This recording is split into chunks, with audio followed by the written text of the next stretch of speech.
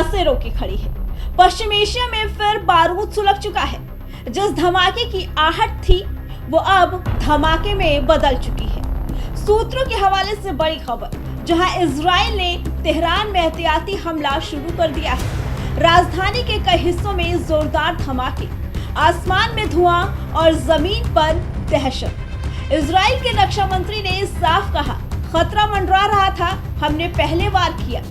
यानी साफ संदेश, जो आएगा वो जाएगा, लेकिन पहले। इजराइल में सायरन बज चुके हैं। नागरिकों को बंकरों में जाने का आदेश दिया गया है। अमेरिका ने भी अपने नागरिकों को अलर्ट कर दिया है। लेकिन सवाल बड़ा है, क्या कूटनीति फेल हो चुकी है?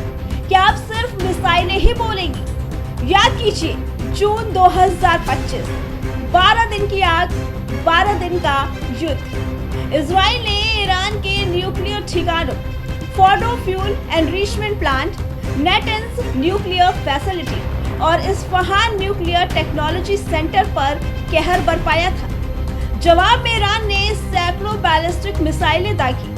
आयरन डोम ने कई रोकी, लेकिन कुछ मिसाइलें जमीन तक पहुंची और तबाही का निशान छोड़ गई। और फिर वही कहानी, लेकिन दांव पहले से बड़ा।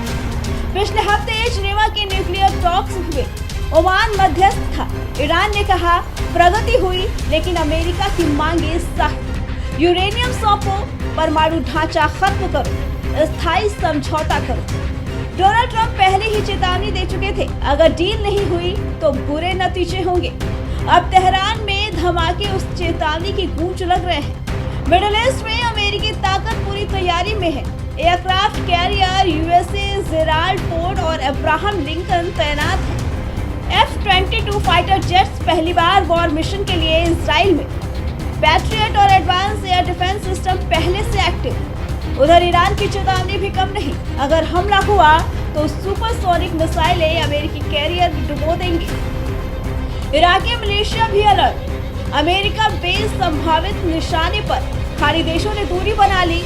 सऊदी अरब, ओमान, कतर, कुवैत, यूएई सभी ने संकेत दिया है कि उनकी जमीन हमले के लिए इस्तेमाल ना की जाए, क्योंकि जवाबी वार सीधे उन्हीं पर गिरेगा। तो क्या ये सिर्फ एक प्रीएम्प्टिव स्ट्राइक है या फिर एक और लंबे खतरनाक जंग की शुरुआत? क्या अमेरिका सीधे मैदान में उतरेगा या इजराइल आगे रहेगा और वॉशिंगटन पीछे से कमान संभालेगा? क्या ये परमाणु डील पर दबाव की रणनीति है या फिर रेजिम चेंज की दिशा में बढ़ता कदम? तेहरान में धमाके सिर्फ इमारतें नहीं हिला रहे, ये वैश्विक संतुलन को झकझोर रहे हैं। एक तरफ बातचीत, दूसरी तरफ बमबारी। एक तरफ डिप्लोमेसी, दूसरी तरफ ड्रोन और मिसाइलें। पश्चिम एशिया फिर बारूद के ढेर पर है और पूरी दुनिया की नजर अब इजराइल और ईरान पर टिकी है, क्योंकि अगर ये आग भड़की तो इसकी चिंगारी सिर्फ मिडिल ईस्ट तक सीमित नहीं रहेगी।